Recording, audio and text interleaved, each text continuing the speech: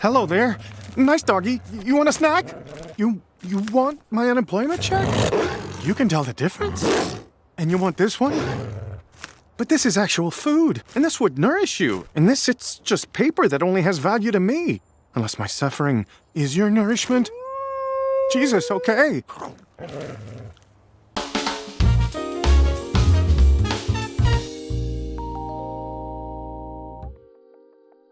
In Rick and Morty, there are theoretically infinite universes. In one universe, things might be exactly the same as they are here, where in another, it could be a universe entirely populated by vaguely humanoid wasps. And while Rick hops in and out of these universes at whim, there tends to be a few constants. You see, every Rick needs a Morty, but a Morty can only exist if there's a Jerry. Jerry is the quintessential punching bag in the show in many, many ways. But through it all, Jerry is typically trying to provide for his family, and he and Beth have done a pretty spectacular job considering that their relationship really starts with an accidental high school pregnancy. So let's get into it and see just how much Jerry and Beth Smith are worth. And consider this your spoiler warning for all things Rick and Morty. While we're here, comment down below what you'd like to hear me talk about next. It definitely helps the algorithm not hate my channel. And make sure you follow me on Twitter at 10kbill to yell at me about anything I may have missed. One quick thing of note before you really get into this, we're assuming that the Rick, Morty, and Jerry we followed throughout the series is in fact the same family from the universe, or continuity, or whatever you want to call it. Yes, I know that Jerry, Beth, and Smith are left behind in one universe, but we know that these universes were identical, so there really shouldn't be any change.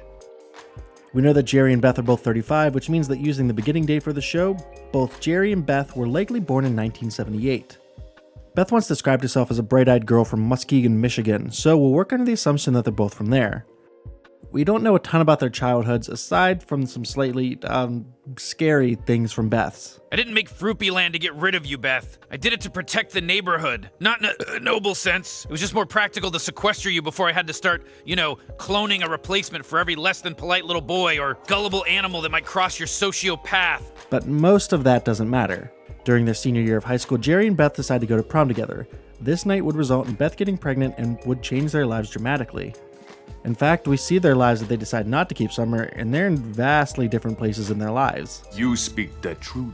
Oh my god! Dad's in Cloud Atlas! I'm in Cloud Atlas! What's Cloud Atlas? So we know that Beth eventually becomes a veterinarian, so she would obviously still need to go to college. But we also hear in the series that Jerry majored in civics, so he obviously went as well. But the phrasing of what is said is important. Beth says that Jerry majored in civics, not that he has a degree in it. So we'll work under the assumption that Jerry never finished school, which we'll get to in a minute. Now, Jerry seems like the kind of guy who would propose to Beth as soon as they decided to go through with the pregnancy. We'll have Jerry and Beth living with either Beth's mother or Jerry's parents, who seem like the kind of people who'd go out of their way to help and support them. We'll have Jerry going to community college, which his parents would likely be able to help with out of pocket, and Beth would likely be able to get a scholarship. I mean, she is the daughter of the smartest man in the universe. So we'll have both of them working part-time for minimum wage while going to college. That would be 20 hours a week at Michigan minimum wage, which would have been $3.35 an hour, meaning that they're bringing in $3,216 per year. Now seems like as good a time as any to talk about how we're going to be doing our math. We'll add up their salaries, do some quick tax math, and take off minor expenses like the amount they're spending on their kids each year. From there, we'll have them put 20% of what's left into a bank account, earning 2% interest each and every year. We'll have them spending the other 80% on more everyday things like food and minor bills. For the first 2 years they're together, we'll be not having them pay rent, but paying $1,000 per year on summer. But then in 1998, Beth would become pregnant again, this time with their son Morty. So at this point, we'll have Jerry drop out of college and take a job at an advertising firm, the job we see him doing at the beginning of the series. I think this makes the most sense because we know that Beth not only needs to get her undergraduate degree, but to continue on through a graduate program as well. From this point on, we'll be giving Jerry the equivalent of $53,310 per year, the average for an advertising agent.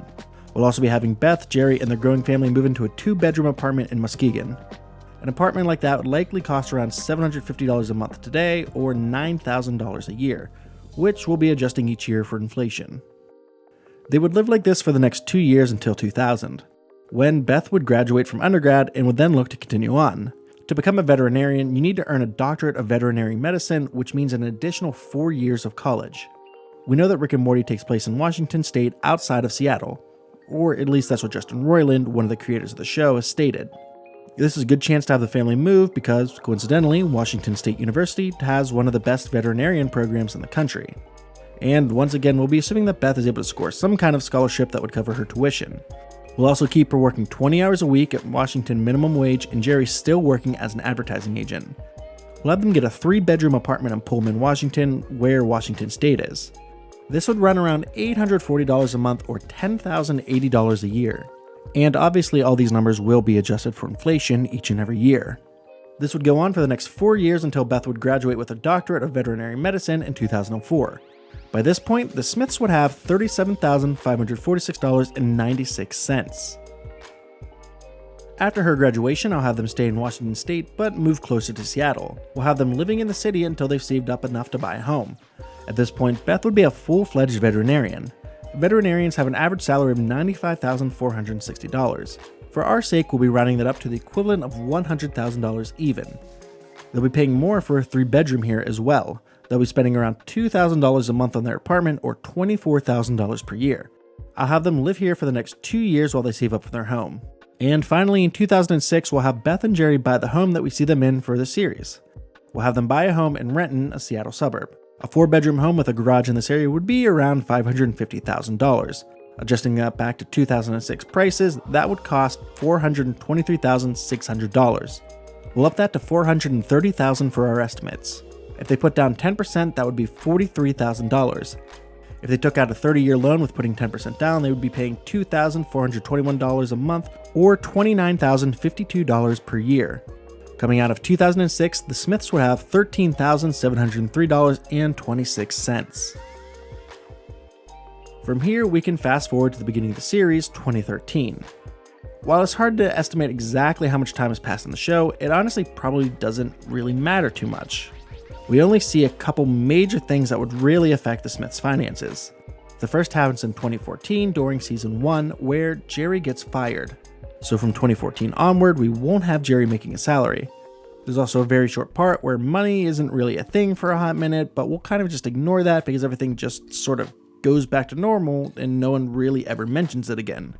In season 3, Beth and Jerry divorce, but I have a kind of strange theory about that. I don't think they actually divorced, just separated. We don't know exactly how long a season is supposed to be, but I think that Jerry would kind of drag his feet on it. At the minimum, it takes 3 months for a divorce to go through in Washington State. So for our math purposes, let's have them just be separated for the time. That makes it easier when they decide to get back together at the end of the season. So then we can really fast forward to today. At this point, Beth and Jerry have $168,189.62 in their bank account. They still have their home a little less than halfway through its mortgage, so they'd still owe $248,556.39. Which means that the Smith family is technically $80,366.76 in debt. Which really isn't too bad considering how well Beth is doing with her job. And if Jerry could find steady work, they'd be good to go. But anyways, this has been 10K Bill, and thanks for watching. Comment down below what you'd like to hear me talk about next. Follow me on Twitter at 10K Bill to yell at me about anything I may have missed. Support us on our Patreon if you like the show and want to see more content like it. And of course, make sure you subscribe for all your entertainment related content.